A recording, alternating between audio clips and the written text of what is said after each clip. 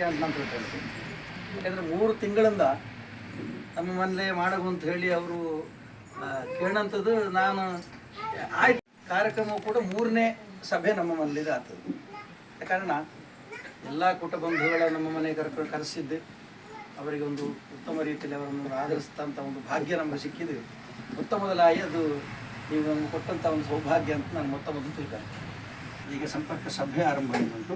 ಇಂದಿನ ಈ ಸಭಾ ಅಧ್ಯಕ್ಷ ಪೀಠವ ಅಲಂಕಾರ ಮಾಡಿದವರು ನಮ್ಮದೇ ಅಧ್ಯಕ್ಷ, ನಮ್ಮದೇ ಕುಟುಂಬ ಹಾಜರಿತು ಕಾಸರಗೋಡು ಸಂಸ್ಥೆಯ ಅಧ್ಯಕ್ಷರಾದಂತಹ ಹಿರಿಯರಾದಂತಹ ಎಸ್ ಎನ್ ಮಯ್ಯ ಅವರು ಅವರ ಈ ಸಭೆಗೆ ಹಾರ್ದಿಕವಾಗಿ ಸ್ವಾಗತ ಮಾಡಿ.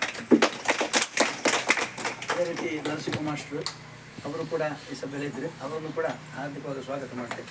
ಮತ್ತು ನಮ್ಮ ಹಿರಿಯರಾದಂತಹ ಮಾಧವಡಿಗರು ಮತ್ತು ನಮ್ಮ ಬಂಧುಗಳ ಕುಲ ಪುರೋಹಿತರು ಆಗಿದ್ದರು.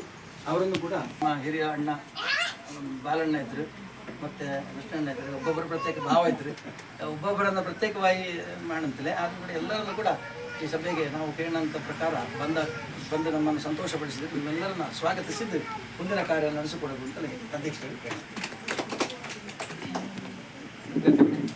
ಕೃಷ್ಣಕಾಂತ ಮಾಸ್ಟರಿಗೆ ಒಂದು ಧನ್ಯವಾದ ಹೇಳಿದ್ರೆ ನಿವೃತ್ತಿಲ್ಲ. ಅವರಿಗೆ ಧನ್ಯವಾದಗಳನ್ನು ಹೇಳಿ ಇಷ್ಟಪಡ್ತೀನಿ. ಅದೇ ರೀತಿಯಲ್ಲಿ ಇದರ ಆಯೋಜನವನ್ನು ವಹಿಸಿದ ನಮ್ಮ ಕೂಡ ಮತ್ತು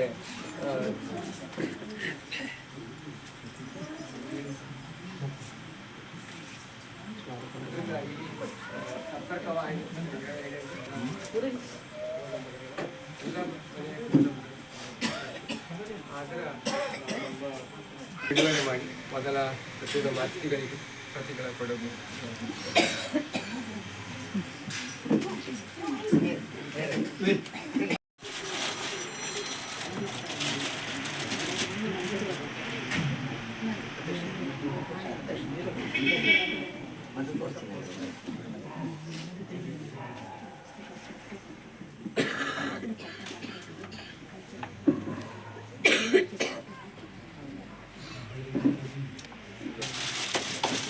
ರೊಟ್ಟಿಗೆ ಸೇರಿಸಿಂಡು ನಾವೆಲ್ಲರೂ ಊಟ ಮಾಡಿದ್ದು ನಾವೆಲ್ಲ ಅಂಗಸಂಸ್ಥೆ ಅಂಗಗಾಯಿಂಡು ಅದನ್ನು ನರ್ಸಿಂಗ್ ಹೋತರೊಟ್ಟಿಗೆ ಸೇರಿಂಡು ನಾವು ಮಾಡೋದು. ಹಾಗೂ ಇದರಿಂದ ನಮ್ಮ ಅಂಗಸಂಸ್ಥೆ ಹೆಸರು ಕಾಸರಗೋಡು ಅಂಗಸಂಸ್ಥೆಗೆ ಪ್ರತ್ಯೇಕವಾಗಿ ಎಲ್ಲ ಹೆಸರುಂಟು. ಅದನ್ನು ಇನ್ನು ಬೆಳಗಿಸಿನ ಮುಂದೆ ಹೋದಂಥ ಕಾರ್ಯ ನಮಗೆಲ್ಲರಿಗೂ ಉಂಟು. ಅದನ್ನೆಲ್ಲರೂ ಸೇರಿಸಿ ನಮ್ಮ ಆಶೀರ್ವಾದ ಮುಂದೆ ಇದು ಸಹ ಒಳ್ಳೆಯ ರೀತಿಯ ಸಂಸ್ಥೆ ಅಂತ ಹೇಳ್ತಾರೆ ಮಾಡಬಹುದು ಹೇಳಿ ನಾನು ಆ ಊಟ ಮಾಡಿಬಿಟ್ಟು ಹೇಳ್ತಂತ 2 ಮಾತಾಡಿದ್ದೇನೆ. ನಾವು ನಿಶ್ಚಯ ಮಾಡಿದ್ದು ಅದು ತುಂಬ ಕೆಲವು ವರ್ಷಗಳ ಹಿಂದೆ ಆರಂಭಿಸಿದ್ವಿ. ಅದರ ಪುನಃ ನಾವು ಅದಕ್ಕೆ ಪುನರುಜ್ಜೀವನಗೊಳಿಸಿ ಅದಕ್ಕೆ ಒಂದು ಫಂಡ್ ಶೇಖರಣೆ ಮಾಡೋಕ್ಕೆ ಬೇಕಾದಂಥ ಒಂದು ಆಲೋಚನೆಯಲ್ಲಿದ್ದು ನಿಮಗೆ ಮುಂದಿನ ಕಾರ್ಯಕಾರಿ ಸಮಿತಿಯಲ್ಲಿ ನಾವು ನಿರ್ಣಯ ತಗೊಂಡು ಎಲ್ಲ ಮನೆಗಳಿಂದಲೂ ಕೂಡ ಒಂದು ಅಂಶವ ಇದಕ್ಕೆ ಬರ್ತಂಗೆ ಮಾಡಗು ಹಂಗೆ ನಮಗೆ ಪ್ರತಿ ವರ್ಷಗಳು ಕೂಡ ಮಹಾಸಭೆಗೆ ಅಥವಾ ಇನ್ನಿತರ ಕಾರ್ಯಕ್ರಮಗಳು ಕೂಡ ಖರ್ಚು ವೆಚ್ಚಗಳು ತುಂಬ ಉಂಟು.